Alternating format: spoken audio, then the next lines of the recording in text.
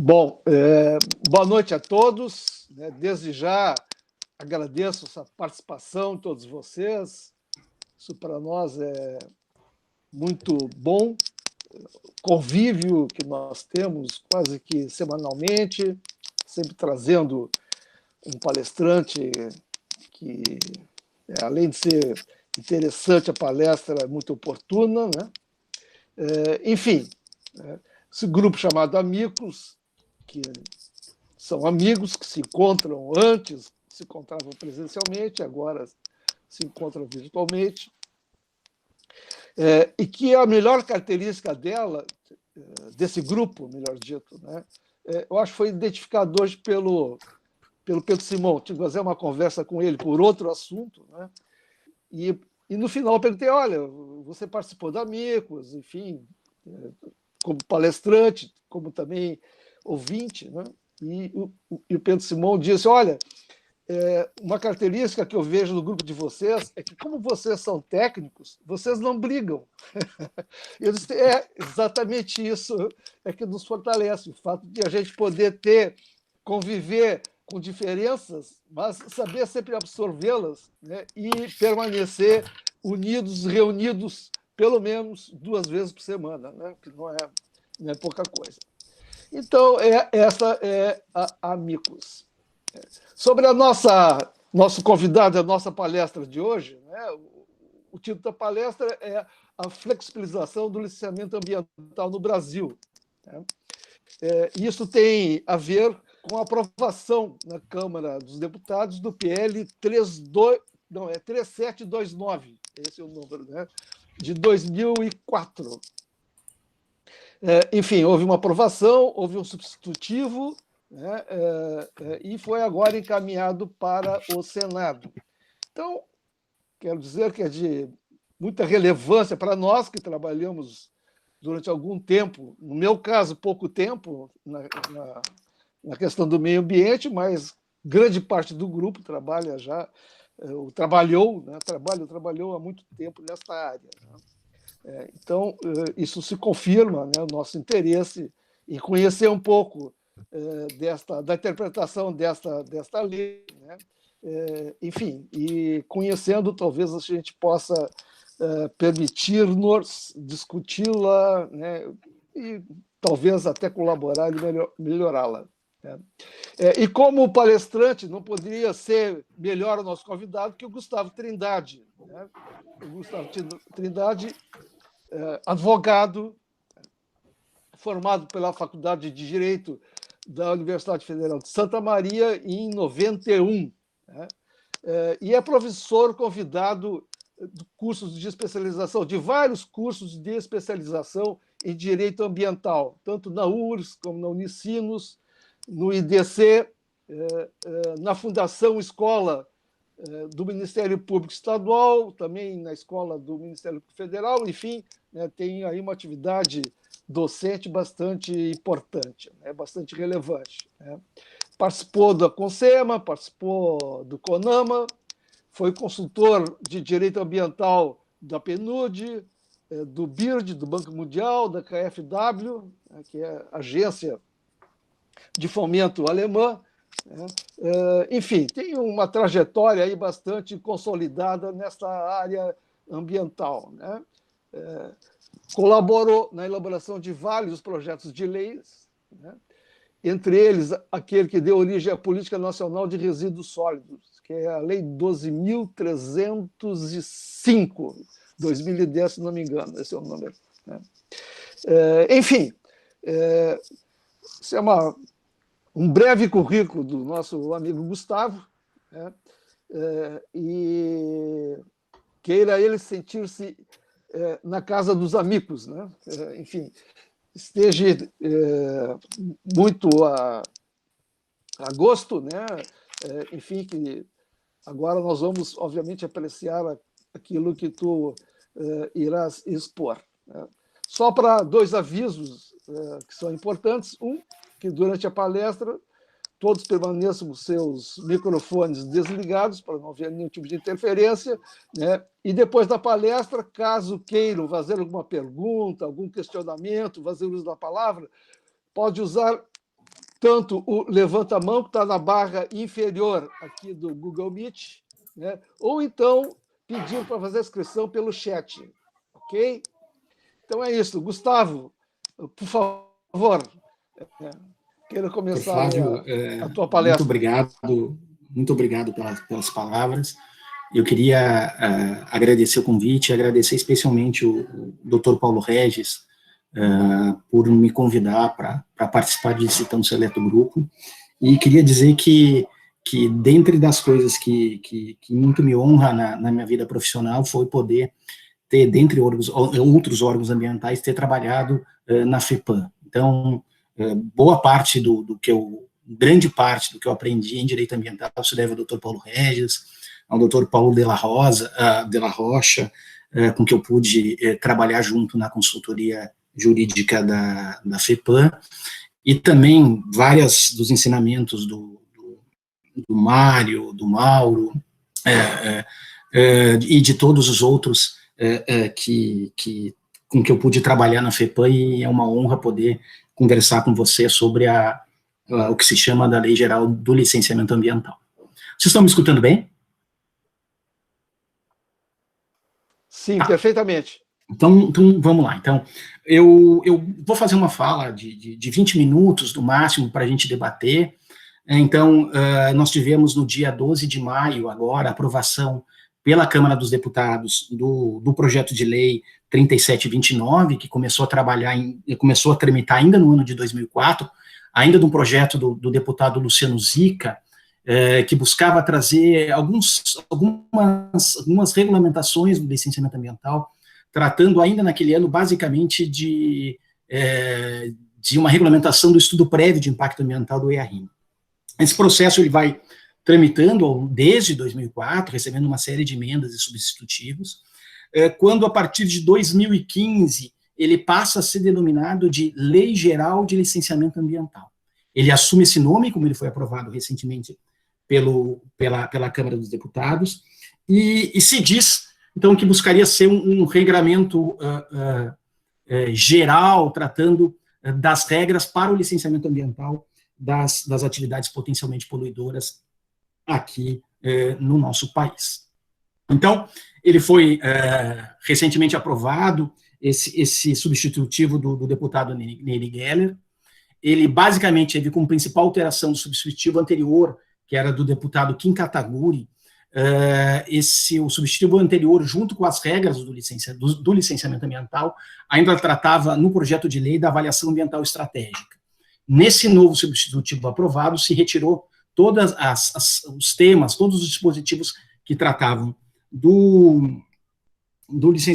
da avaliação ambiental estratégica para disciplinar basicamente o procedimento do licenciamento ambiental. Esse é um projeto de lei que também se teve bastante debates. Eu cheguei a participar ainda no ano de 2015, nos debates realizados pela Associação Brasileira das Entidades Estaduais de Meio Ambiente, da BEMA, na época conduzida pelo Eugênio Spengler. Se vocês não sabem, o Eugênio faleceu agora na pandemia, bastante moço, trabalhou no Estado, na questão da municipalização, foi por algum tempo secretário de Meio Ambiente da Bahia, e durante a gestão do Eugênio na BEMA, o nosso escritório, meu escritório, trabalhou nas disposições, também não pensando no projeto de lei, mas buscando regrar de forma mais geral e atualizar algumas regras do CONAMA para tratar da matéria ambiental. De maneira geral, e depois eu vou entrar em algumas particularidades do projeto de lei, o que ele tem de uma forma genérica? Assim, ele começa, lá nas disposições preliminares, a tratar de uma série de conceitos. Alguns conceitos que nós utilizamos no dia a dia do licenciamento ambiental, área diretamente afetada, impacto direto, e ele traz isso para a lei, e depois começa a disciplinar o procedimento de licenciamento ambiental. Quais são as licenças, quais são os prazos, quais os requisitos para a concessão das licenças ambientais. Depois ele segue dispensando algumas série de atividades do licenciamento ambiental. Ele continua dando prazos para a emissão da licença, os prazos das licenças ambientais, e, ao final, ele trata da participação daquilo que a gente chamava de órgãos intervenientes no licenciamento ambiental, FUNAI, IFAM, e o que ele chama de... como é que ele chama? Não é interveniente. Daqui a pouco eu acho aqui, mas a gente... da participação desses órgãos intervenientes e da forma da atuação dele. E, ao final, o projeto de lei, ele traz algumas alterações de legislações já existentes. Então, ele vai alterar alguns dispositivos da lei do SNUC, altera a lei de crimes ambientais, altera a lei de gerenciamento costeiro. Então, como eu pensei, e se vocês me autorizem, assim, até para que nós estamos num grupo informal e até para que a gente possa fomentar mais o debate, e aqui eu vou trazer algumas ideias e mais, basicamente, explicitar o que existe na lei. Se vocês me permitirem, eu vou aqui passar um pouco da lei, eu marquei aqueles artigos e aqueles dispositivos que eu acho que é mais importante para o nosso debate, são mais relevantes, mais inovadores, seja de forma positiva, para uma melhor condução do licenciamento ambiental, e alguns, no meu entendimento, que vão trazer uma série de discussões, entraves e debates na condução dos licenciamentos ambientais. Deixa eu apresentar aqui. Vamos lá. Vocês conseguem ver? Sim ou não? Ainda não. Quando tiver aí, vocês me avisem. Tá bem.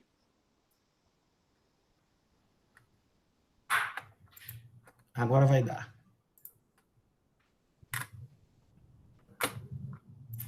Deu? Tá entrando. Deu. Ok. Então, vamos lá. Então, eu vou explicitar ela de forma genérica, até para aqueles que não tiveram oportunidade de ler. Vamos passando por ela e eu vou colocando os pontos que me parecem mais importantes. Então, os conceitos das atividades, o conceito jurídico de o que é submetido ao licenciamento ambiental não se altera. O conceito é o mesmo trazido pela Lei 6938, com as alterações dadas pela Lei Complementar 140, de 2011. Então, Gustavo, tenta colocar no modo exibição para ficar maior. Editar, exibir, modo...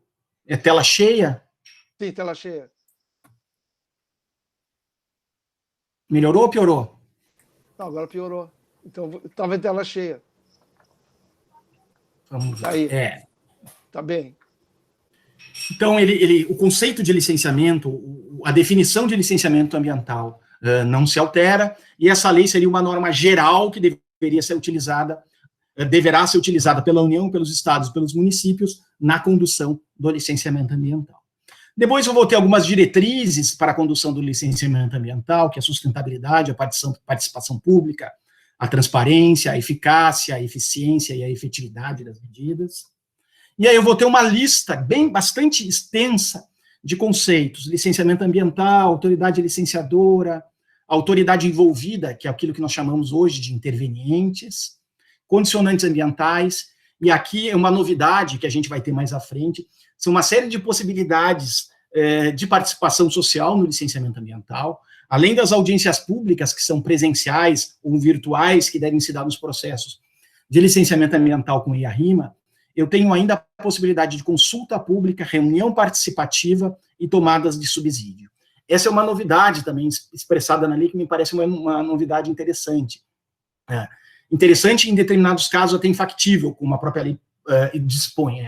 É que existe a possibilidade dos órgãos ambientais realizarem todos os procedimentos de licenciamento ambiental, inclusive aqueles simplificados, que são aqueles que podem se dar por meio de licença por adesão e compromisso, aquela LAC, onde o empreendedor declara os dados e recebe automaticamente uma licença ambiental.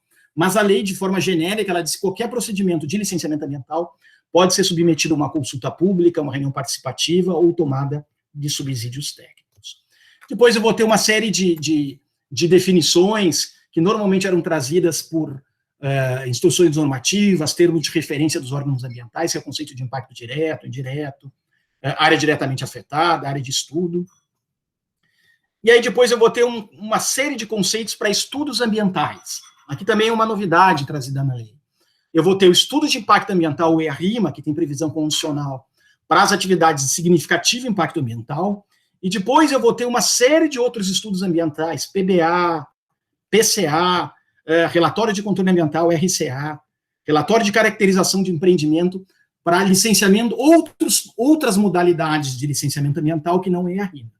Então, eu vou ter lá para o licenciamento que tem uma licença única, eu vou ter um estudo específico, eu vou ter para um licenciamento bifádico, um estudo específico. Então, são esses conceitos de estudos, além do EA-RIMA, trazidos pela essa parte preliminar do licenciamento ambiental, da Lei Geral do Licenciamento Ambiental. Aqui a definição das licenças, a LAC, a licença ambiental única, a LP, LI, e assim se vai nas definições. Depois dessas disposições preliminares, a gente vai ter, e o que me parece agora um dos primeiros grandes debates que devem permear a aplicação, no caso de aprovação sem alteração pelo Senado, da chamada Lei Geral de Licenciamento Ambiental. O artigo 4º, ele fala que os entes federativos devem definir as tipologias das atividades e empreendimentos sujeitos ao licenciamento ambiental, respeitadas as atribuições previstas na Lei Complementar 140, com atualização sempre que necessário. Aqui, para mim, é uma das grandes novidades trazidas nessa Lei Geral do Licenciamento Ambiental, e uma novidade que não é geral, é uma novidade que traz a particularidade e pode gerar, no meu entendimento, uma série de problemas na condução do licenciamento ambiental. É a possibilidade de que cada ente federativo defina as tipologias que vão ser submetidas ao licenciamento ambiental. Então, a lei abre a possibilidade da União definir as tipologias que são submetidas ao licenciamento ambiental, que os estados façam isso e cada município defina as suas tipologias.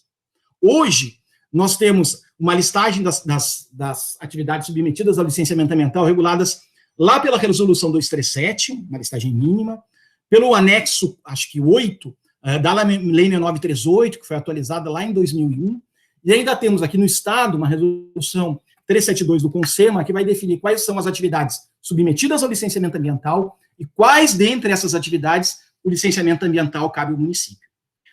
Caso seja aprovado a Lei Geral do Licenciamento Ambiental, seria possível cada ente disciplinar aquilo que vai licenciar no seu próprio município.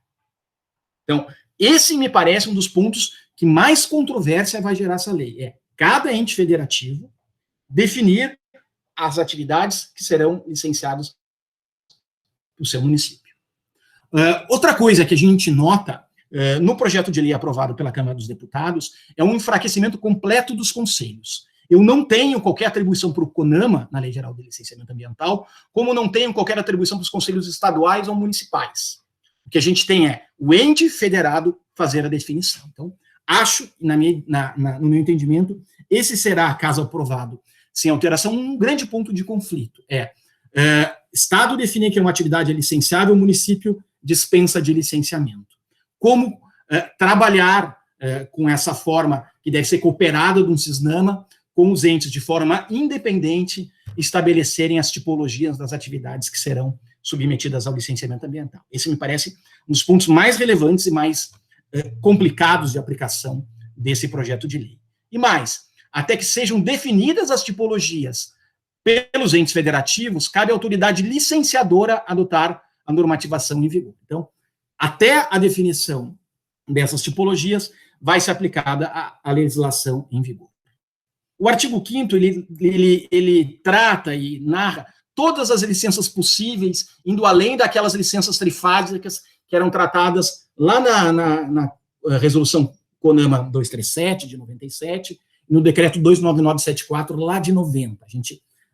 A lei permite, a lei estipula outros tipos de licenças ambientais, além da LP, da LIO, como a licença ambiental única, a licença corretiva, que é para empreendimentos já implantados, e permite que essas licenças possam ser dadas de forma conjunta. Aqui, no meu entendimento, nós não temos grandes novidades. Se nós formos observar hoje a variedade de licenças ambientais outorgadas pela FEPAM, nós vamos ver que a FEPAM dá uma licença prévia de implantação, uma LPIA, licença prévia de implantação e ampliação, ela faz uma junção em razão das próprias características de empreendimento de 2 ou até 3 licenças. Nós temos, por exemplo, como o Mário me ensinou lá nas licenças para remediação de um solo contaminado, nós vamos ter uma licença única.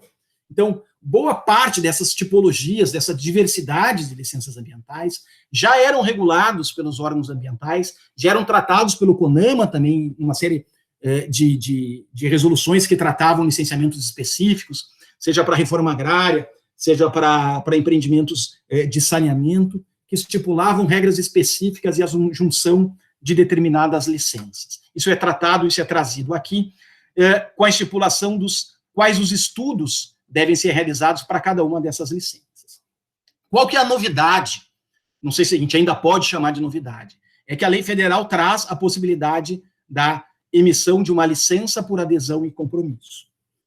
A chamada LAC, ela surge lá ainda no ano de 2012, eu creio, na Bahia, num decreto da Bahia, que buscava trazer essa possibilidade de para empreendimentos em que se conhece os impactos ambientais, se conhece a região onde ele vai ser implantado, e se conhece as condicionantes para esses tipos de empreendimento, e que caso esses empreendimentos não causassem qualquer supressão de vegetação, eu poderia ter um licenciamento por meio declaratório, onde um empreendedor declara a conformidade com as exigências do órgão ambiental e ele recebe uma licença ambiental.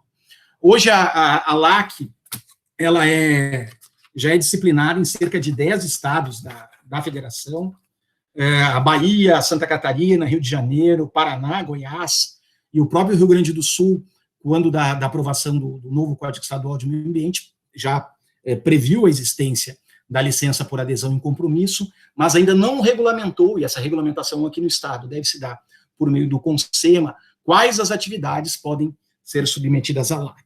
Aqui também um esclarecimento. O Supremo Tribunal Federal, numa ação direta de inconstitucionalidade contra uma lei do Ceará, que criou a LAC, já avaliou a constitucionalidade desse tema e entendeu que não existia qualquer afronta à Constituição o licenciamento de empreendimentos, desde que não causassem significativo impacto ambiental, por meio de LAC. Então, aqui agora são todos para cada, como eu referi, para cada tipo de licença, um tipo de estudo, RCA, PCA, para a licença de regularização. E aqui outro tema que me causa um pouco de preocupação, é tratado lá no parágrafo 6º do artigo 5º, que permite alterações na operação do empreendimento ou atividade que não incrementem o impacto negativo. Eu vou ler de novo. Alterações na operação do empreendimento ou atividade que não incrementem impacto ambiental negativo avaliado nas etapas anteriores, independem de manifestação ou autorização da autoridade licenciadora. Então, a lei, caso aprovada, ela vai permitir que eu tenha alterações no empreendimento licenciado e que essas alterações não necessariamente dependerão de uma prévia manifestação do órgão ambiental, desde que essas alterações não causem, não ampliem o impacto negativo avaliado nos estudos ambientais que deram embasamento à licença expedida.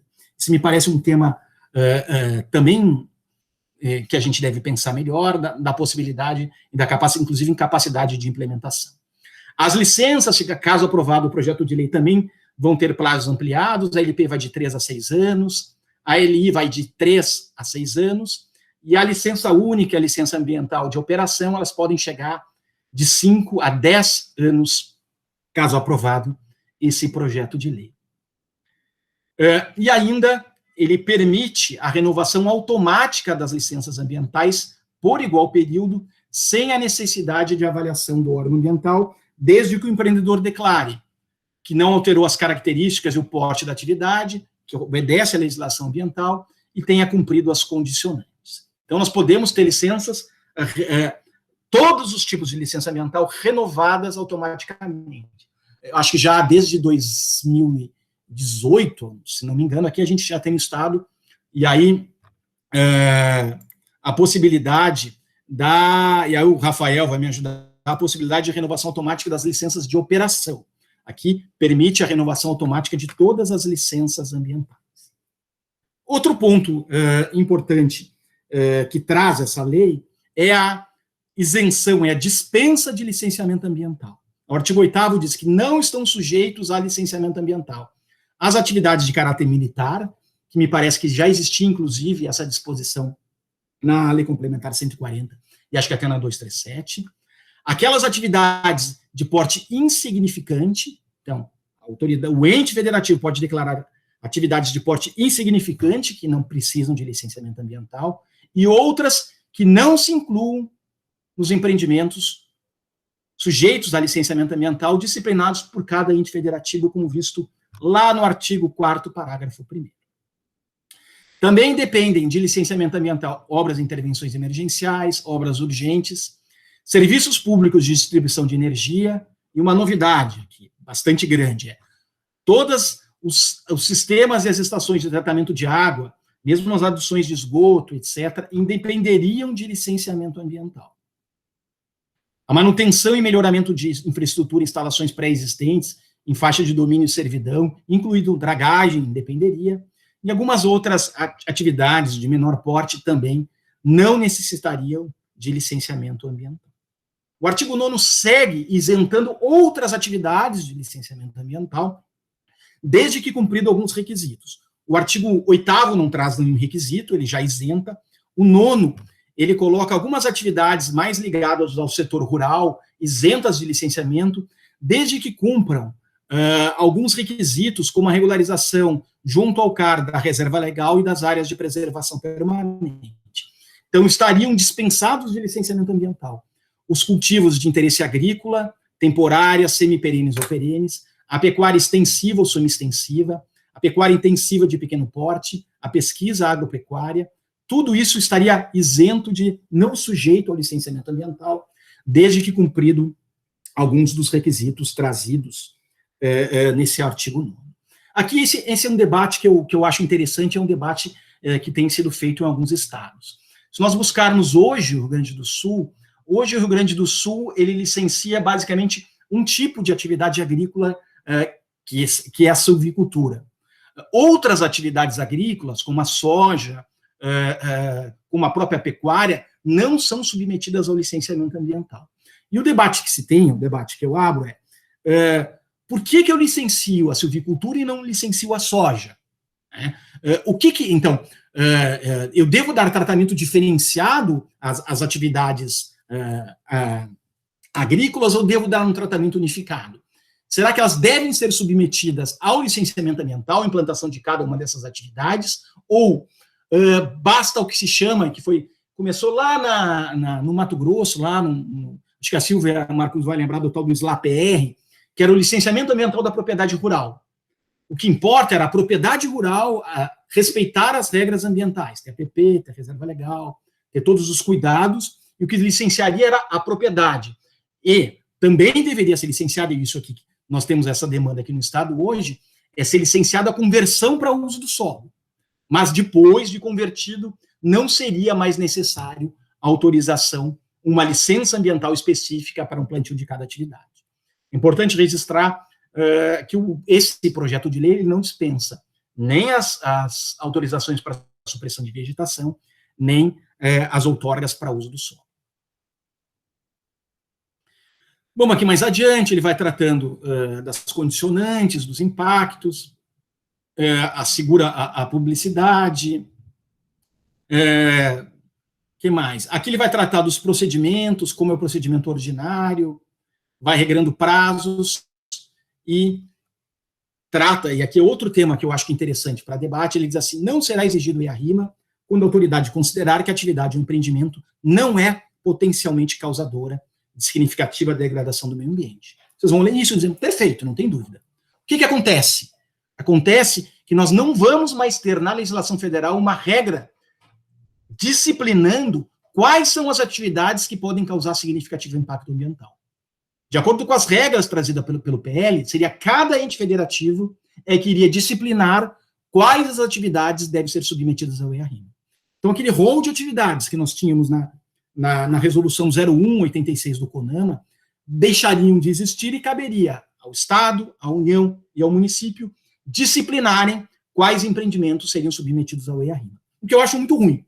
Se é uma lei geral, e aí eu penso de forma geral, eu deveria ter, tanto como eu defino as atividades que são dispensadas de licenciamento ambiental, para ser uma lei geral, deveria ter um regramento mínimo das atividades que devem ser submetidas ao licenciamento ambiental, permitindo que estados e municípios agreguem outras atividades, e também, para ser uma lei geral, e não uma lei que permita um regramento específico para cada ente da federação, essa lei também deveria afirmar quais os empreendimentos deveriam ser submetidos ao EIA-RIMA. Depois a gente tem de como se dá o procedimento ordinário, a possibilidade de difusão das licenças, e aqui vai tratar do procedimento simplificado, a chamada LAC, a licença por adesão em compromisso, que ela não se aplica a atividade significativa de impacto ambiental e vai dando os requisitos para aplicação da LAC. São muito parecidos com os que se tem aqui na legislação do Estado, ela não pode se dar em locais que têm supressão de vegetação nativa, e os procedimentos, os empreendimentos que vão ser licenciados por meio de LAC também devem ser definidos no licenciamento ambiental, mas, de fato, quem vai definir quais atividades são submetidas ao licenciamento ambiental, quais vão ser submetidas à EIA-RIMA e quais podem ser submetidas à LAC, vai ser cada um dos entes federativos. E aqui vou ter uma profusão de regras diferentes, tratando de mesma atividade com procedimentos distintos de licenciamento ambiental. Aqui eu vou estar tratando da licença corretiva. A novidade é que aqui a licença corretiva pode se dar, inclusive, por LAC, para aqueles empreendimentos já implantados. E aqui eu vou ter o regramento de cada um dos estudos ambientais, tratando de TR, prazos para a emissão de TR, o que o EIA-RIMA deve contemplar, com uma redação bastante similar, mas não similar ao tratado na CONAMA 0186, a questão do RIMA, a própria questão da publicidade, e algumas novidades que já eram tratadas há algum tempo, é a possibilidade de empreendimentos localizados na mesma área de estudo e de características similares, que os estudos ambientais podem ser feitos em conjunto para vários empreendedores. Outra coisa que traz, é uma novidade, que para mim parece adequado, para aqueles casos onde eu já tenho estudos ambientais realizados para determinada área. A partir do momento que esses estudos são aceitos e são publicizados pelos órgãos ambientais, algumas das informações exigidas pelos órgãos ambientais podem ser utilizadas, vamos chamar assim, de fontes secundárias, com base em outros estudos ambientais, sendo que esses estudos ambientais devem estar disponibilizados lá no Sistema Nacional de Informações Ambientais, o SINIM.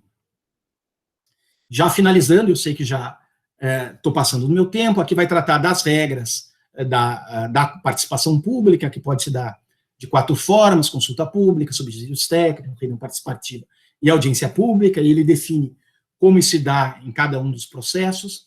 E aqui eu vou ter a forma de participação do que nós chamamos de intervenientes, que eles chamam das atividades envolvidas no licenciamento ambiental. E aqui ele traz alguns regramentos importantes. Esse tema hoje eram tratados pela Portaria Interministerial 60 de 2015, pela a manifestação dos órgãos gestores das unidades de conservação pela Resolução CONAMA 428, e esse tema passa a ser tratado em regras específicas nessa chamada Lei Geral do Licenciamento Ambiental. O que ela tem de novo? Primeira coisa que ela diz, que a manifestação das autoridades envolvidas não vinculam a decisão da autoridade licenciadora. Aqui um outro tema que eu também tenho divergência. Vamos lá. Eu tenho uma necessidade de manifestação do órgão gestor de uma unidade de conservação afetada por empreendimento. Caso o plano de manejo ateste que aquela atividade não pode se implantar naquele local, me parece que, por exigência legal, essa manifestação do órgão gestor necessariamente deve ser vinculante, ou seja, tem uma norma legal que embasou uma manifestação do gestor de unidade de conservação e, por isso, ela devia vincular a manifestação da autoridade licenciadora. Não é esse entendimento já de vários órgãos ambientais. Eu sei que Santa Catarina já teve essa discussão, e já teve, inclusive, decisão judicial a seu favor, dizendo que ele pode ignorar essas manifestações dos órgãos intervenientes, aqui chamadas autoridades envolvidas. Então, aqui fica expresso que ela não vincula a autoridade licenciadora, e aqui eu não estou dizendo no mérito do licenciamento ambiental. O que eu quero tratar aqui é daquelas atribuições específicas desses órgãos envolvidos, atribuições específicas do órgão que tem a ver com a proteção do patrimônio histórico, atribuição específica que tem a ver com o órgão que tutela as questões indígenas, as questões dos quilombolas. Então, essas manifestações, mesmo dentro das suas atribuições, deixam de vincular a autoridade licenciadora. Elas devem se dar num prazo estabelecido e a ausência dessas manifestações não obsta a continuidade do licenciamento ambiental. E aqui traz a forma e os procedimentos para essas manifestações dos chamados órgãos intervenientes. Aqui prazos para a emissão das licenças ambientais, com aqueles prazos um pouco alterados que nós tínhamos nas 237, mas o que importa, que foi trazido, e era uma demanda que existia de alguns setores, que houvesse a emissão da licença por decurso de prazo, ou seja, não emitido no prazo determinado por lei, automaticamente o empreendedor deveria obter a licença ambiental. Isso não foi trazido pela lei, isso é obviamente inconstitucional, e o artigo 43 diz que o decurso do prazo, sem a emissão da licença, não implica sua emissão tácita nem autoriza a prática do ato que dela dependa, mas ela vai instaurar uma competência supletiva do licenciamento ambiental. As despesas para licenciamento ambiental não tem grandes alterações, e aqui as disposições finais e complementares que eu já finalizo, e elas são importantes. Uma alteração importante que traz o artigo 54 é que nós tínhamos lá na Lei 6938, que a gente chamava de Protocolo Verde, era uma possibilidade de responsabilização solidária dos entes financeiros em razão de danos ambientais ocasionados por atividades por eles financiadas. A Lei Geral do Licenciamento Ambiental, no seu artigo 54, ela isenta os entes financeiros de qualquer responsabilidade ambiental, caso o financiamento seja dado para alguma atividade licenciada. Se a atividade tem licença, o financiador não pode mais ser responsabilizado pelos danos ambientais oriundos executados com fundamento dessa licença. E, não sendo exigida a licença ambiental, a pessoa física ou jurídica será subsidiariamente responsável. As instituições supervisionadas do Banco Central, no exercício das suas funções, não possuem dever fiscalizatório da regularidade de seus clientes. E, exigida a licença ambiental, as instituições supervisionadas pelo Banco Central não serão responsabilizadas por eventuais danos ambientais. Finalizando mais dois artigos, ele altera o parágrafo 3º do artigo 36 da lei do SNUC.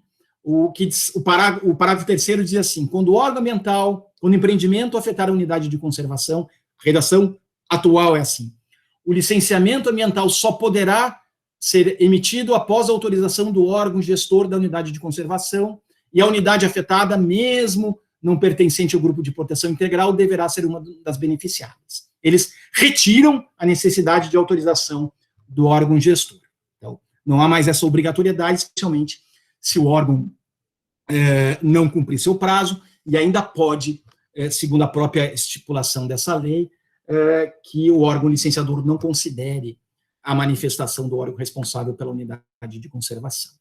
Por fim, nós temos duas revogações. Nós temos a revogação do parágrafo 6º, do artigo 6º, parágrafo 2º da Lei de Gerenciamento Costeiro. Aqui me parece uma revogação adequada. A Lei de Gerenciamento Costeiro afirmava que todo e qualquer empreendimento licenciado na zona costeira dependeria de estudo prévio de impacto ambiental, de ERIMA. Não fazia qualquer exceção, seja de uma oficina mecânica, seja de uma usina hidrelétrica, seja de uma implantação de um reator nuclear, todos esses dependeriam de EIA-RIMA, caso situados na zona costeira. Me parece que era um abuso, era um exagero se demandar EIA-RIMA para todo e qualquer licenciamento ambiental. E isso, pela própria impropriedade, não era obedecido na grande maioria dos licenciamentos ambientais de atividades que não são causadoras de significativo impacto ambiental. Então, me parece adequado a exclusão da exigência de EIA-RIMA para todo e qualquer empreendimento situado na zona costeira. Outra alteração que me parece que é importante, a Lei de Crimes Ambientais, lá no artigo 67, define como crime conceder ao funcionário público licença, autorização ou permissão em desacordo com as normas ambientais para atividades que dependa de ato autorizativo do poder público. E eu tinha um parágrafo único, dizia, ou eu tenho um parágrafo único, disse, que se o crime é culposo, a pena é de 3 meses. O que faz o projeto de lei? Ele retira o tipo culposo, ou seja, ele deixa de caracterizar como crime aquele ato do servidor público que concedeu alguma licença ambiental por imperícia ou de forma culposa, exigindo para que exista uma possibilidade de sanção penal o elemento dolo caracterizado na concessão dessa licença ambiental. Então, em resumo e finalizando, ele é um projeto de lei, eu vou trazer um resumo assim, que é para ser um projeto de lei geral de licenciamento ambiental. Na grande maioria dos casos que ele trata de procedimentos de licenciamento ambiental, de novas licenças para o licenciamento ambiental, a grande maioria dos estados, a grande maioria dos municípios já possui procedimentos próprios, inclusive autorizados desde lá da resolução CONAMA 237. Mas ele traz para uma lei. Naqueles pontos que eles poderiam dar maior unicidade para ser uma lei geral de licenciamento ambiental, me parece que um dos grandes problemas desse projeto de lei, porque ele outorga a cada município, a cada estado e a União definirem as atividades que cada um deles vai realizar licenciamento ambiental. Isso me parece que vai trazer, sim, uma série de problemas na própria condução e na própria harmonia do Sistema Nacional de Meio Ambiente. Nós temos, desde a resolução 237, que é quase que a gente regra, as regras gerais do licenciamento ambiental, quase 25 anos, né? Me parece, sim, que nós precisávamos de uma lei. Hoje o licenciamento ambiental se consolidou como principal instrumento da Política Nacional de Meio Ambiente. Me parece que seria muito bom que nós tivéssemos uma lei geral de licenciamento ambiental.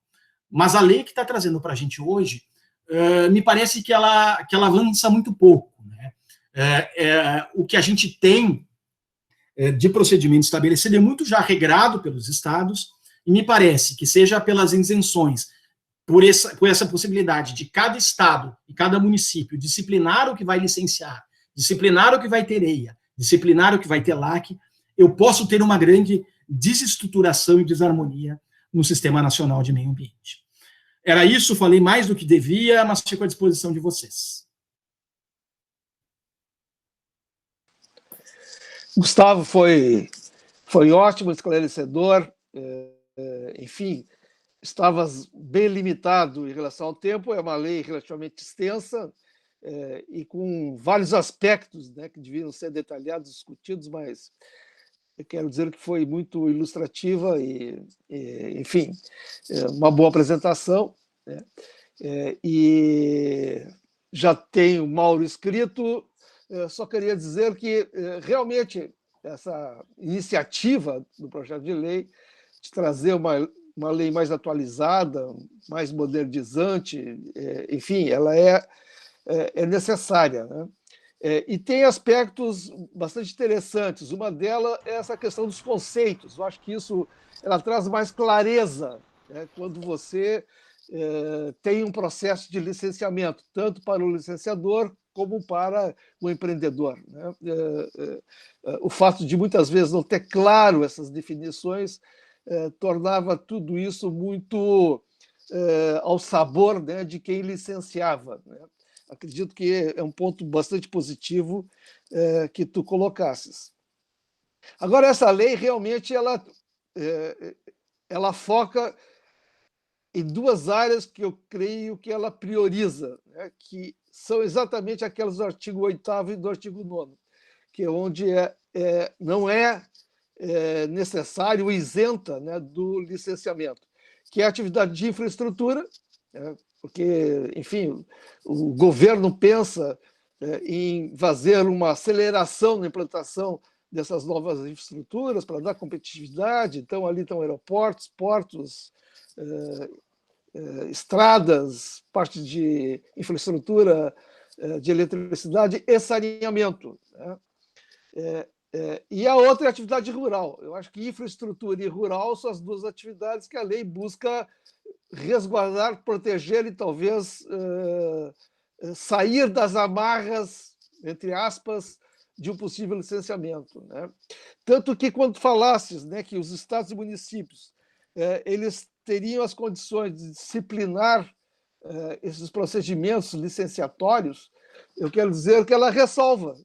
Ela diz assim, mas não pode, na realidade, tem que atender, melhor dito, né? Teria que atender o artigo 8º e o 9º, ou seja, tudo que pode ser licenciável, os estados e municípios podem definir suas tipologias. Aquilo que não é licenciável não pode ser licenciável em lugar nenhum. Então, está definido. Esse é um grau de proteção muito grande, esses dois setores, né?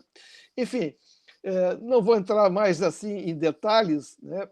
Porque quero ouvir agora as pessoas fazerem as suas perguntas, seus questionamentos, né? E o primeiro que está escrito aqui é o Mauro Moura. Por favor, Mauro. Oi, Gustavo, já tínhamos conversado antes, obrigado pela palestra, que chamou a atenção para vários pontos, mas eu queria focar em 3. Eu vou te fazer cada um por vez aqui.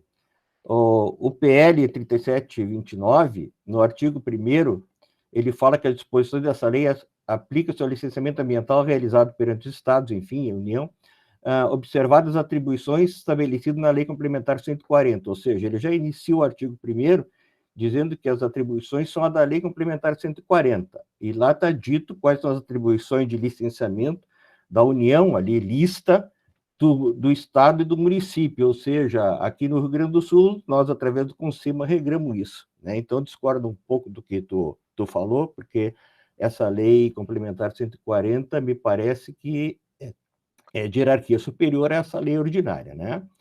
E o artigo 4º, lá no seu parágrafo 1º, que tu citaste ainda há pouco, diz que os entes federativos devem definir as tipologias de atividades respeitadas as atribuições previstas na Lei Complementar 140. Então, eu não vejo como essa lei complementar possa fugir disso, né? Ou seja, aí não está dizendo que as tipologias podem ter atribuições diferentes lá da 140. Desculpe as palavras de química, não de advogado. E o artigo 8º faz uma série de exclusões, o 9º também, como já foi dito aqui. A minha pergunta para ti é a seguinte, a primeira: pode uma lei ordinária fazer exceções ao licenciamento quando uma lei complementar diz que a competência de dizer quem deve ser licenciado ou não compete ao Estado e município, já que a competência federal já está dada na lei complementar? Essa é a primeira. Te respondo agora. Concordo contigo, Mauro. Concordo contigo, Mauro. O que eu vejo é que existe, apesar do projeto de lei expressamente fazer menção às disposições da Lei Complementar 140, ele entra em contradição, ele vai de encontro ao disposto na Lei Complementar 140, ao atribuir aos entes federados essa definição. Como tu bem disseste, quem define as atividades de impacto local a serem licenciadas pelos municípios são quem? São os conselhos estaduais de meio ambiente. Cabe o decreto definir as atividades licenciadas pela União. Só que o projeto de lei, ao afirmar que essas definições irão ser dadas pelos entes federativos, para mim, há uma incongruência nessa frase. Pelos entes federativos, de acordo com a Lei Complementar 140. É errado. Porque a Lei Complementar 140 não diz que é cada ente federativo que vai disciplinar as atividades submetidas ao licenciamento ambiental. E, como advogado, entendo que está correta a interpretação dada pelo engenheiro químico. Obrigado. Engenheiro químico? Químico industrial. A segunda, que é bem rapidinha, a questão do direito adquirido, que quando eu era diretor técnico da FEPAM, nós tivemos problemas com uma empresa que veio aqui, foi dado os padrões ambientais para ela, e a pergunta que ela fez foi a seguinte: pode a lei brasileira mudar os padrões de lançamento e eu ter que ampliar minha estação de tratamento o ano que vem ou daqui a 3 anos? Eu digo, pode. Aí passaram uns dias, vieram aqui, agradeceram e disseram que a Colômbia tinha dado o padrão ambiental para 30 anos. E o artigo 7º, ali fala em quando requerida a renovação da licença com antecedência de 120 dias, né, ela pode ser renovada automaticamente, desde que a legislação ambiental não tenha sido alterada, e lá no artigo 15 também fala a mesma coisa, né? A minha pergunta para ti é o seguinte: há direito adquirido quanto às questões ambientais, né? E se sim, por qual período? E se isso tem sido um empecilho para a vinda de empreendimentos para o país? Tá, Mauro, tem um artigo específico sobre esse tema, das questões das possibilidades de alteração das licenças ambientais, regradas lá no artigo 15º, que ele refere lá no seu parágrafo 1º, diz assim: as condicionantes e as medidas de controle podem ser modificadas pela autoridade licenciadora em 6 casos. Quando ocorrerem impactos negativos imprevistos, quando extinta a possibilidade de impactos, ou seja, o impacto não existe mais, foi previsto, quando ocorrerem modificações do empreendimento, quando caracterizada a não efetividade técnica das medidas impostas, e agora o que tu perguntou, na renovação da LO, em razão, na renovação das licenças, em razão da alteração da legislação ambiental. Só na renovação, e ainda uma expressão, garantidos o direito adquirido e ato jurídico perfeito. O que é o direito adquirido? Vamos embora. Então, nós vamos passar 2 noites tratando disso. Tá bom. Essa discussão tem se dado no judiciário de forma bastante grande, na própria aplicação do Código Florestal. Especialmente o ministro Herman Benjamin tem entendido que o direito adquirido, o ato jurídico perfeito nas licenças expedidas antes do Código, que elas não poderiam ser alteradas pela nova legislação. Outros dizem, não, eu tenho o direito de alterar a minha licença, porque eu não posso, no meu caso, aplicar a lei velha. Já se eu for buscar uma licença amanhã, ela vai ser regrada pela lei nova. Então, esse é um tema muito complexo, que dá ensejo a muitas discussões jurídicas. E eu não vejo como nós temos uma maior segurança jurídica do que a lei. Gustavo travou. Travou. Vamos esperar ele voltar.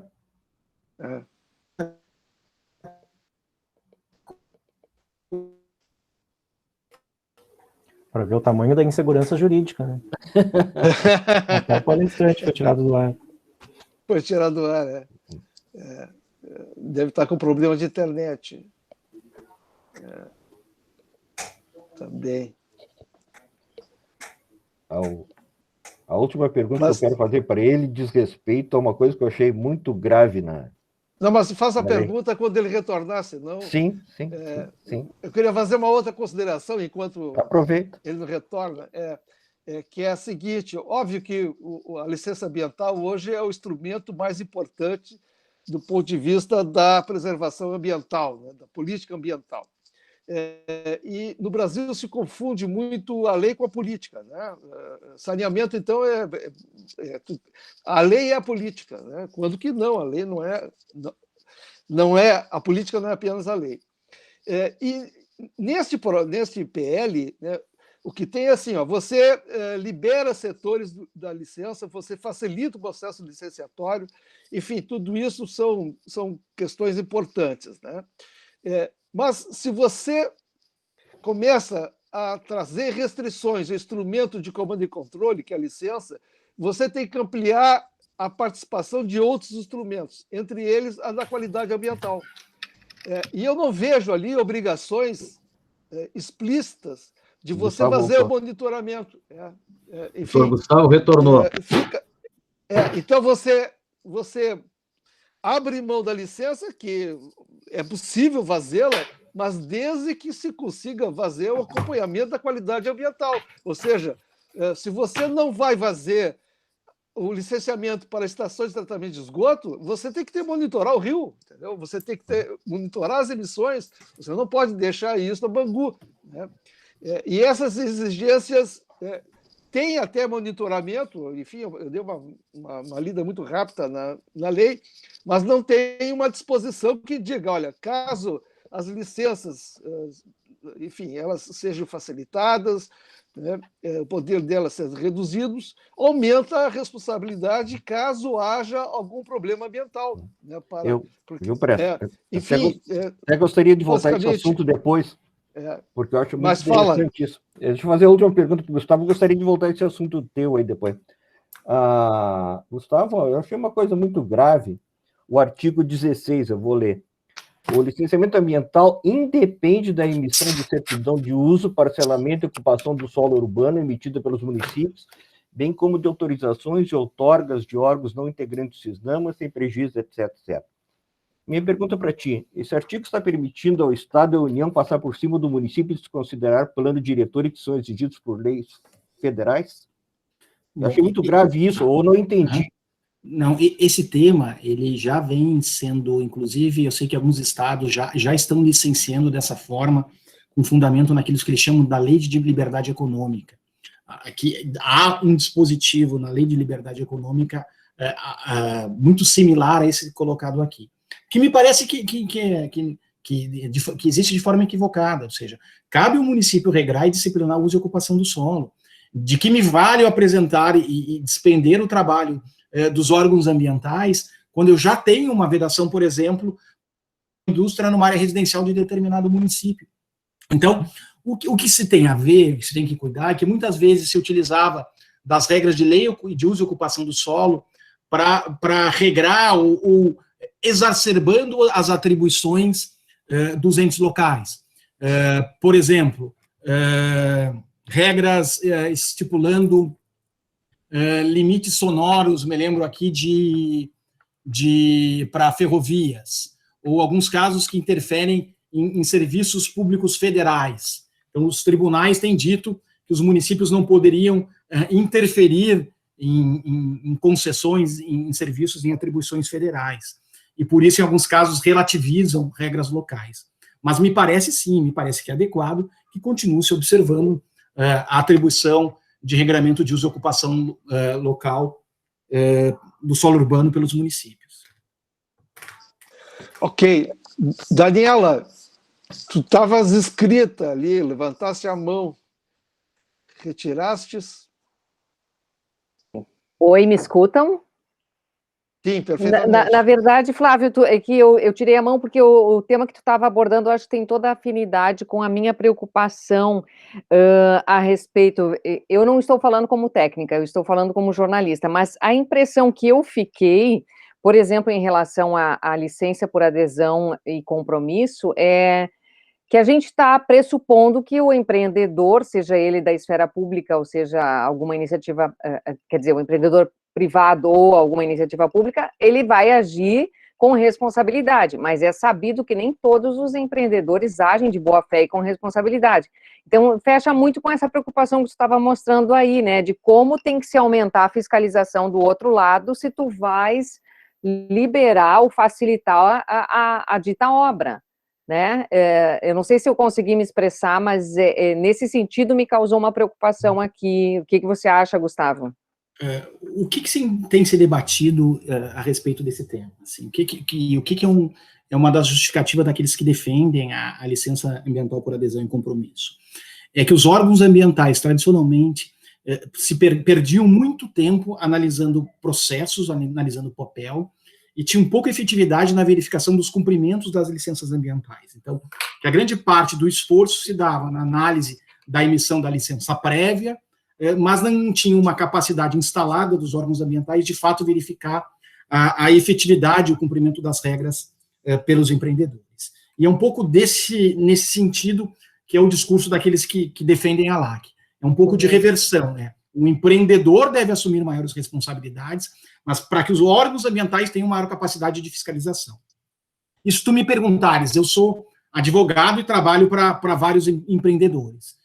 Se me perguntarem para mim, o empreendedor me perguntar, eu prefiro fazer um licenciamento convencional. Por quê? Vamos dar um exemplo. Tem uma área que tem uma discussão se ela é um banhado ou uma área úmida. Os banhados são APPs, as áreas úmidas não são. Se eu faço uma declaração que aquilo não é um banhado, ocupa aquela área. No futuro, eu posso ter uma fiscalização que vai debater se aquilo era ou não era, e a capacidade de verificar qual era a origem, se era natural e obedecer os requisitos, vai ser num processo, seja administrativo, seja num processo judicial. Então, eu ainda prefiro de um processo tradicional de levar estudos, o órgão ambiental avaliar esses estudos e emitir as licenças. Então, o que se deve saber, e aqueles empreendedores que tanto defendem a LAC, que a LAC vai trazer muito mais responsabilidade pelo empreendedor. Mas o que a gente não pode ter, e é um medo que eu tenho com a adoção da LAC, é que a partir da lá que se tem o esvaziamento dos quadros dos órgãos ambientais. É por quê? Eu já não tenho mais necessidade de servidor avaliando processo a processo para dar licença, e agora eu vou fragilizar também a fiscalização. Então, esse sim, para mim, é um dos riscos da adoção disso. O que eu tenho que ter é aumento da capacidade dos órgãos ambientais de fiscalizar as licenças concedidas. Só com a Cirlei que está comentando aqui, responsabilidade depois do dano ambiental não resolve nada, né? É exatamente isso. Então, assim, deixar a coisa correr solta. Em relação ao empreendimento costeiro, quais que se mantêm com necessidade de EA-RIMA? E eu te falo porque eu convivo muito em Bombinhas, Santa Catarina, e existe um problema seríssimo lá de poluição das águas por conta de empreendimentos ali na beira da praia que não foram bem realizados, né? Então, quais seriam esses empreendimentos costeiros que ainda vão precisar a licença ou EA-RIMA? Tá sem áudio. Daniela, a gente vai depender da definição que o órgão licenciador vai dar para exigir EA-RIMA. Então, vai ser o IMA, em Santa Catarina, que vai dizer se precisa ou não precisa de EA-RIMA, ou o município, nos casos que eles forem licenciar. Então, vamos pegar, ainda se nós tivéssemos só a revogação da lei, do artigo lá da Lei de Gerenciamento Costeiro. Nós teríamos ainda uma lista de empreendimentos, parcelamentos do solo acima de 100 hectares, empreendimentos de geração de energia a partir de tanto, uma lista que a resolução 0186 define como necessários EA-RIMA. Caso aprovado a lei, a gente não vai ter mais essa lista. Vai ser necessária uma definição por cada ente da federação daqueles que serão submetidos à EA-RIMA. Mas aqui eu faço uma observação, até porque, como tu disse, para aqueles que não estão todos os dias ligados ao licenciamento ambiental. EA-RIMA não quer dizer necessariamente qualidade de estudos ambientais. Ele é um estudo mais complexo, é um estudo bastante caro. Quanto custa um EA-RIMA aí, Alex? Ele vai custar, vamos lá, mais de 200, 300 mil reais, e ele é dirigido para aquelas atividades que causam maior impacto ambiental. E eu tenho, sim, a capacidade de realizar outro estudo ambiental que atenda às necessidades do órgão ambiental licenciar uma atividade de menor impacto. Tá bem. Ok, nós temos o Lino Moura. Lino, por favor. Boa noite, pessoal. Muito esclarecedor o tema aí, e me preocupou bastante que o Gustavo levantou a questão, especialmente, da dispensa de licenciamento em cada ente, né? Porque isso aí vai virar uma Babel. O ALAC já foi colocado aí, não preocupa tanto. O licenciamento vai ter que gerar responsabilidade, mas tem a possibilidade de fiscalização. A questão da dispensa em cada ente federativo é muito preocupante. Pode gerar até uma guerra ambiental, como já temos a guerra fiscal. O sujeito, vou me instalar no lugar onde não exige licenciamento. E aí vira um fator até de competitividade. Isso é extremamente preocupante, porque vai ser levado em conta outros fatores que não efetivamente a questão ambiental. Eu acredito, Gustavo, que possa ter aquilo que já ocorre com o restante da legislação, ter uma lista, uma definição daquilo que é obrigado a ser licenciado e aquilo que é dispensado de ser licenciado, e os municípios e os estados serem mais restritivos. Eu acredito que isso vai ter que passar por isso aí. Não pode simplesmente passar o rodo e dizer, olha, cada um define o que quer e pronto, porque aí nós teremos uma situação caótica, porque, de repente, ninguém mais vai exigir coisa nenhuma, sob pena de perder empreendimentos, de perder competitividade, né? Então, é isso que eu queria colocar, mas salientando que fiquei contente, Flávio, com o convite, foi a Caroline Moura, da FEPAM, que me convidou e me passou o link, e foi gratificante. Se puderem continuar convidando a gente, eu faço questão de aprender Lógico, um pouco sem mais dúvida. com esse grupo. Um abraço. Prazer é todo nosso, Lino. O Lino está dizendo que vai ter uma guerra de licenças, às vezes uma guerra fiscal. Mais ou menos é isso, né? Por favor, Gustavo. Lino, eu acho que está correto. Assim, eu acho que é mais harmônico, é mais efetivo para todos que nós tenhamos uma lista mínima das atividades licenciáveis, uma lista das atividades, pelo menos de forma mais genérica, que devem ser licenciadas por EARIMA, e acho, como está fazendo o Estado, que caberia ao Estado, inclusive, definir quais as atividades, o Conselho Estadual de Meio Ambiente definir as atividades que são submetidas a licenciamento por meio de LAC, sob pena de eu ter 2 municípios, o outro município diz assim, se tu vier aqui para o meu município e me implantar, tu vai ter a LAC e tu vai receber a licença amanhã. No outro, tu vai demorar um processo de licenciamento ambiental mais demorado, etc., etc., e vai ter outro que pode dizer que nem licença ambiental tu precisa. Sim. Então, acho, de novo, a redação traz, sim, conflito, como disse o Mauro, com a Lei Complementar 140, e acho e torço que a gente consiga harmonizar isso para não ter essas disputas insanas de quem flexibiliza mais ou quem isenta mais a atividade de licenciamento ambiental. Eu só queria fazer uma vírgula, mas acho que a gente licencia demais. Acho que nós, ao longo dos anos, nós fomos colocando muitas atividades submetidas ao licenciamento ambiental. Há pouco tempo a gente licenciava cancha reta no Estado. Há pouco tempo nós licenciávamos pastelaria. Ainda a gente licencia um número exagerado de atividades. A FEPAM, mesmo com os licenciamentos ambientais repassados aos municípios, ainda quantos licenciam, Rafael, hoje? 10 mil, 12 mil? Ano, com a licença com prazo de 4 anos. Então, acho sim que a gente pode ter uma maior seletividade no licenciamento ambiental, mas aquelas atividades de maior impacto ambiental, de maior relevância, eu não tenho dúvida que devem ser submetidas ao licenciamento ambiental. Ok. O Rogério Zimmermann estava inscrito, ele acabou tirando a mãozinha levantada. Rogério, por favor, depois eu vou passar para o Mauro. Rogério saiu. Não, o Rogério Zimmermann Simões. Rogério Zimmermann está presente. Está presente? Está presente. Sim, presente. Presente. Isso aí, Rogério, por favor. Então, satisfação participar desse grupo, né? E ainda mais conhecendo o seu Flávio, Mauro e o seu Antoniano Ferrari ali, né? Satisfação. A questão que você falou, Gustavo, sobre a licença ser a pessoa declarar, né? E isso você é a favor que se faça licenciamento baseado no tradicional, né? Eu, por experiência, né, vivenciada, rapidamente dizendo isso, eu vi que uma vez eu fui consultar uma licença e o prédio, o local, estava deslocado pela configuração do município, né? Ou seja, ele estava a 500 metros num endereço diferente que ele estava realmente, né? Então, assim, o que me deu noção disso aí? Que o município não sabia onde estava o prédio, entende?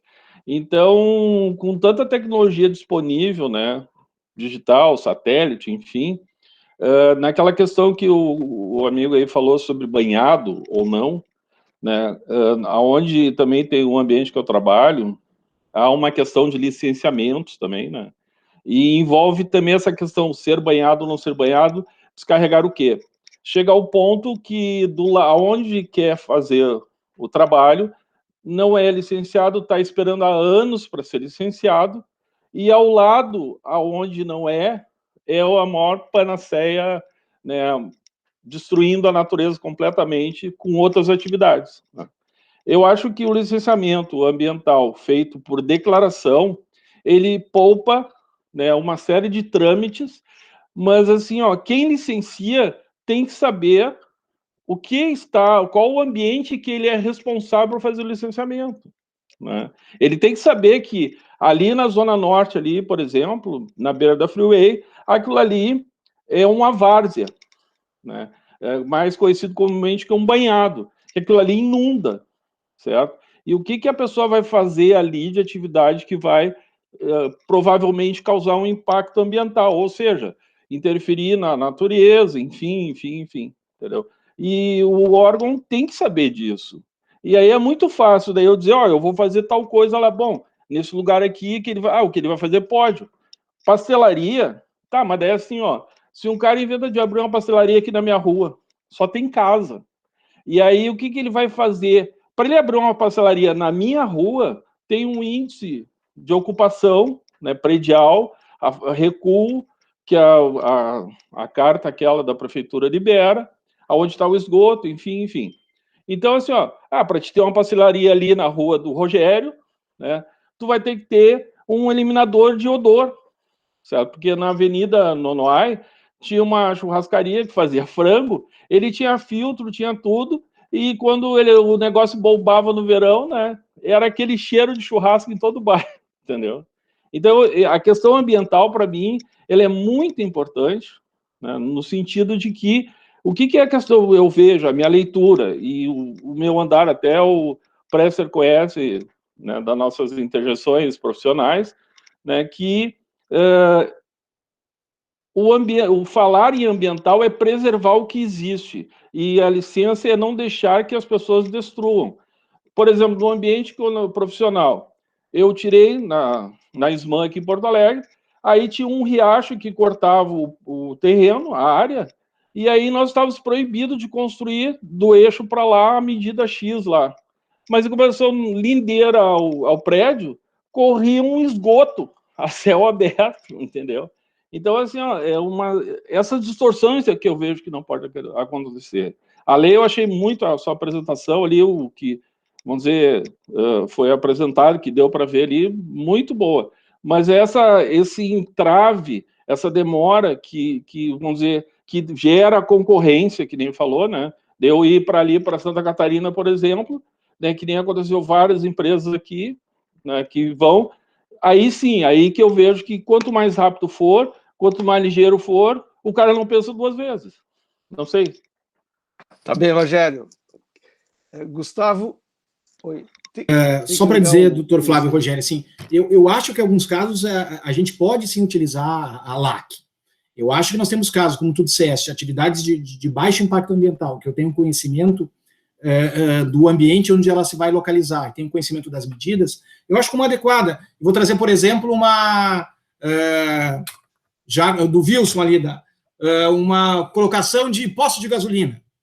Se eu tenho numa área já antropizada, sei que não tem cursos hídricos, eu já sei todas as medidas que devem ser adotadas para licenciamento disso. Então, eu posso, desde que haja um comprometimento do empreendedor, a ter uma licença dada de forma mais expedita. Mas, como tu bem disseste, nós precisamos conhecer os impactos que essa atividade causa, conhecer o ambiente que ela se instala. Mas eu acho que, em alguns casos, ela pode, sim, ser realizada e ela outorga uma responsabilidade muito maior ao empreendedor. É isso aí. Ok. Mauro, por favor.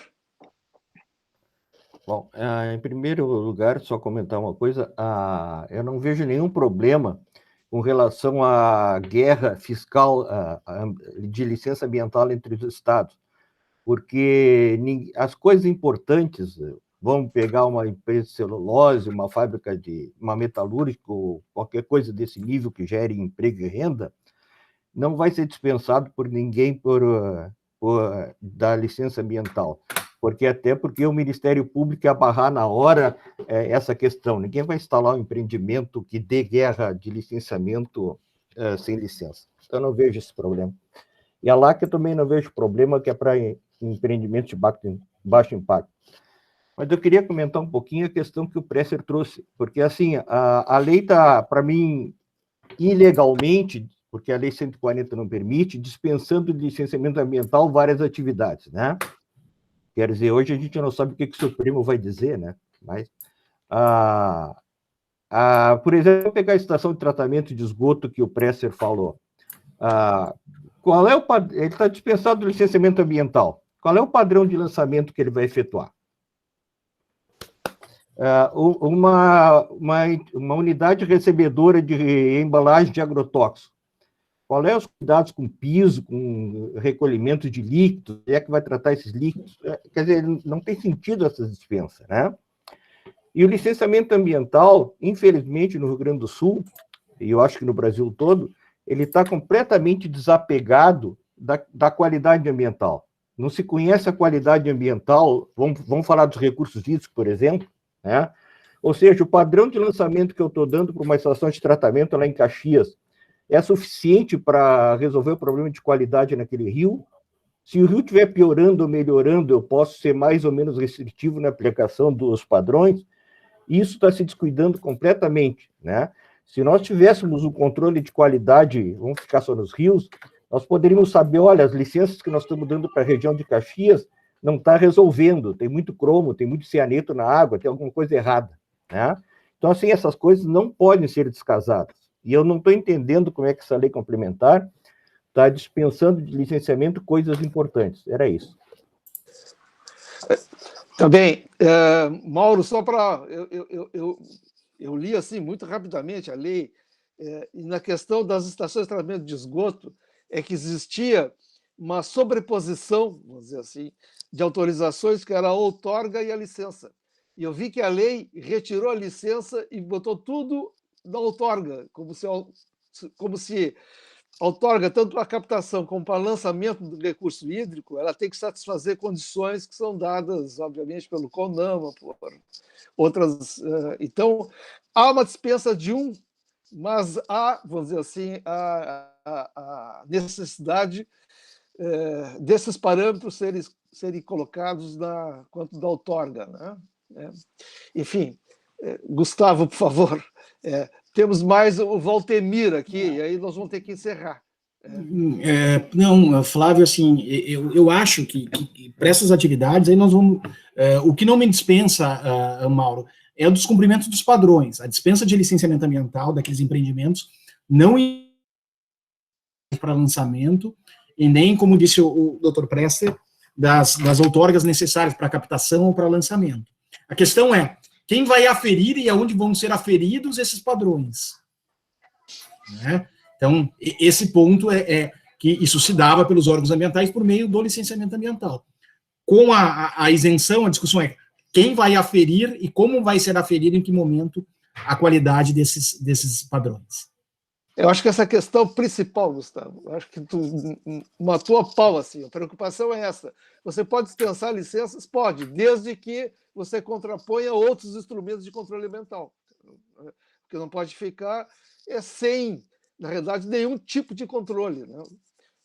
Enfim, Valtemir, por favor. Goldmeier. Tem que ligar o microfone, Valtemir. Valtemir. Nós estamos todo mundo ficando de cabelo branco ou com cabelo quantidade reduzida, né?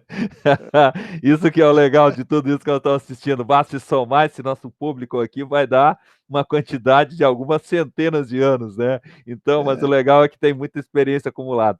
Eu só queria fazer um comentário que eu pessoalmente também discordo da forma como essa LAC está sendo distribuída no país. Porque trabalhando com os municípios, eu continuo assessorando o pessoal da Confederação Nacional dos Municípios, nós temos essa preocupação de que os municípios nos últimos anos não têm sido mais aquele trabalho que o órgão ambiental do Estado aqui tinha através do SIGA, não está sendo mais efetivado. Não é o caso do Rio Grande do Sul, é no resto do país todo. Então, pensando que o licenciamento ambiental é um instrumento de planejamento, nós, ao longo do tempo, nós vamos ter que fazer uma readequação disso, né? Agora, acho que uma das saídas que a gente tem para isso tudo é instrumentalizar a fiscalização. Porque se a gente instrumentalizar a fiscalização, independentemente de ter licença, ter LAC ou coisa assim, o órgão ambiental vai poder atuar lembrando os outros instrumentos que nós temos, que são resoluções do CONAMA, normas técnicas, coisas do jeito. Só que, volto a dizer, é um sistema. E será que nós estamos preparados para isso? Então, dentro disso eu queria trazer, eu não tenho tanta preocupação com essa tal guerra ambiental intermunicipal, mas eu tenho mais a preocupação guerra ambiental interestados, e não com os municípios. Eu acho que os municípios ainda, só os grandes municípios é que vão causar alguns problemas, mas os pequenos eu acho que não. Aí é o meu lado aí de ter trabalhado tantos anos com os municípios. Então, Gustavo, eu queria um comentário teu, porque eu acho que o canal talvez seja o grande instrumento que nós vamos ter de proteção da sociedade, é a fiscalização. E olhando de uma forma geral, eu gostaria que fizesse um comentário. A gente vendo na mídia, a gente imagina que é um monstro. É um imenso monstro essa lei. E será que ela é tão ruim assim quanto a mídia tem falado, Gustavo? Tudo bom, Valtemir? Valtemir, vamos lá, começando pelo final. Como eu te disse, eu acho interessante que nós tenhamos uma lei geral de licenciamento ambiental. Na grande maioria dos dispositivos dessa lei, ela busca regrar procedimentos, caminhos para a concessão do licenciamento ambiental, disciplinando conceitos, prazos, licenças, estudos específicos. E isso me parece bastante adequado ser tratado isso numa lei, para que a gente possa avançar, depois de tanto tempo sendo regrados por resoluções do CONAMA, resoluções lá ainda há 25 anos atrás, que a gente possa ter uma lei disciplinando esse tema. Mas eu acho que nós poderíamos ter uma lei melhor, ter uma lei mais, como disse, uma lei geral, e não tão repartindo definições, especialmente sobre atividades a serem licenciadas para os entes federativos, caso de fato isso se dê em razão dos próprios conflitos que esse entendimento teria com a Lei Complementar 140. Acho que não é tão ruim como se fala, acho que a lei pode sim ter melhorias, acho que especialmente as discussões da forma como deve se dar o tratamento das questões ambientais em áreas rurais deve ser tratado. Sinceramente, eu não vejo razão de licenciar cada atividade rural. Eu não vejo por que, se eu plantar soja, eu tenho que licenciar, e se eu for plantar azevém no inverno, eu tenho que licenciar de novo. O que eu preciso é uma propriedade rural que obedeça os ditames da legislação ambiental e que cumpra todos os outros regramentos de outorga de uso d'água, das questões dos agrotóxicos, e se tem um tratamento geral dessa propriedade, não licenciando cada cultura, cada atividade a ser implantada, mas a própria propriedade rural. Sobre as questões de fiscalização e da LAC, uma coisa que eu temo, Valtemir, e muito mais ligadas ao município, é que estados comecem a jogar uma série de empreendimentos para lá que é retirando a atribuição do município.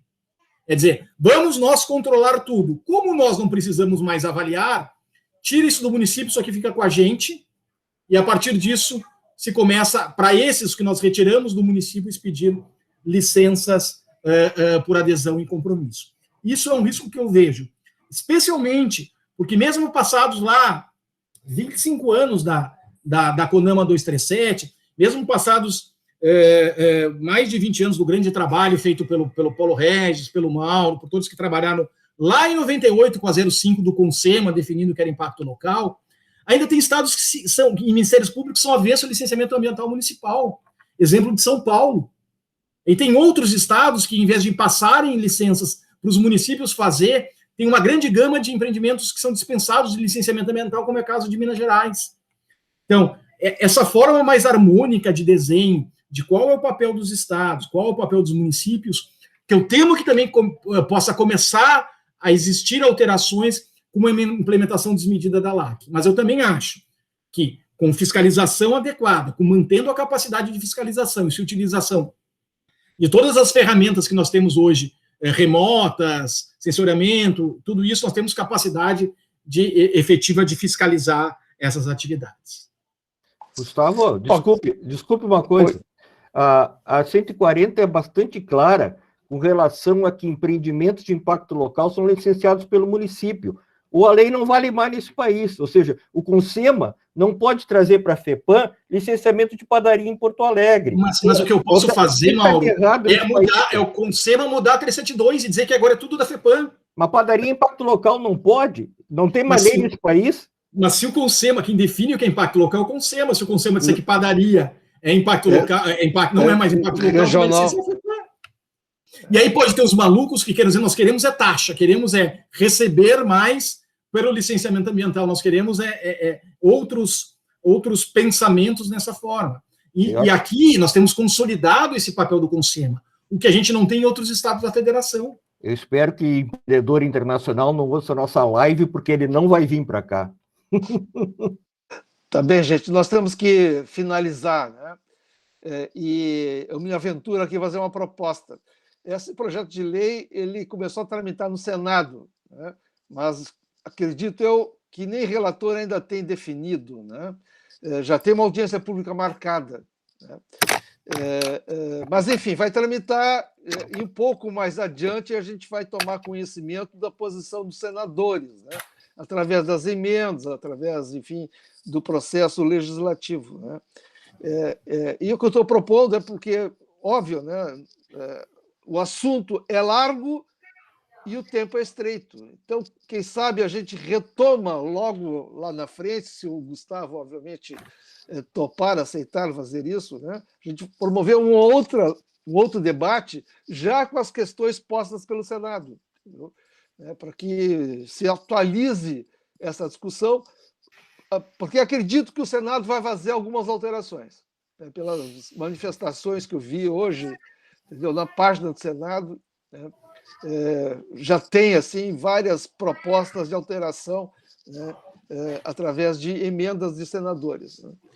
Então, se o Gustavo topar, não, a gente retomar essa discussão, à disposição, Flávio. Porque ela é muito rica e, obviamente, que interessa a todos nós, né? Deixa eu dizer uma coisa importante para vocês agora, que eu vi o Wilson ali. Você sabe que eu sou um cidadão que morou dos 6 aos... Morei bastante tempo em São Gabriel. E tinha um cidadão em São Gabriel que me chamava muita atenção, tia. Era um cidadão que usava 2 relógios. E sabe quem era? Era o pai do Wilson. O cara usava 2 relógios. Eu era guri, aquilo que mais impressionava na cidade, cidadão com 2 relógios. É para confirmar. É verdade ou não, Wilson? Me permita dizer por quê, doutor Gustavo. É que, segundo o doutor Wilson, o centro do mundo fica em São Gabriel. Tá? Então, ele tinha que saber o horário local de São Gabriel e o horário do mundo. A sua Universidade de Santa Maria, lá era o bairro universitário de São Gabriel. Tá bem. Enfim, doutor Paulo Regis, por favor, comande aí o encerramento dessa nossa live de hoje, por favor. Muito obrigado, presidente Presser. Nós queremos agradecer e quero fazer aqui, registrar as nossas escusas por uma eventual omissão. Tá? São muitos os nossos participantes hoje e, eventualmente, eu posso ter cometido algum deslize aqui no controle. Registramos a presença e agradecemos da Daniela Salete, do Rodrigo Zimmermann, da Elizabeth Frim-Krieger e também, ao mesmo tempo, das suas alunas, né, alunos, o Arian e o Rodrigo, e registramos também a presença da senhora Altair de Conto, do Alex Strey, do professor Assis Pittini, do Rafael Volkind, Lino Moura, Silvia Mancuso, Luísa Kertz, Lino Moura, da doutora Luísa Falkenberg, da professora Maria Aparecida, da engenheira Maria Elisa Santos Rosa, da Carmen Marília Machado, do professor Eurico Rodrigues, da Ilse Dick, da Maria Marta, do Valtemir Goldberg e da professora Maria Lúcia Castanha Wortmann. Nós agradecemos a todos e registramos que na próxima segunda-feira, no dia 7 de junho, a palestra será proferida pelo nosso amigo engenheiro químico, Mário Rogério Soares. Ele vai falar sobre gerenciar lixo com resíduo sólido, o desafio que se impõe. Então, estão todos convidados e na próxima segunda-feira, no mesmo horário, das 18 às 19, nós vamos ouvir o nosso amigo Mário Rogério Colberg Soares. A todos, muita saúde, uma boa noite e obrigado pela atenção. Obrigado a todos. Boa noite. Um abraço aí, Gustavo. Parabéns. Um abraço, tchau, até mais. Tchau. Obrigado. Boa noite, boa noite. Boa noite. Professor, Obrigada noite, mais uma pessoal. vez.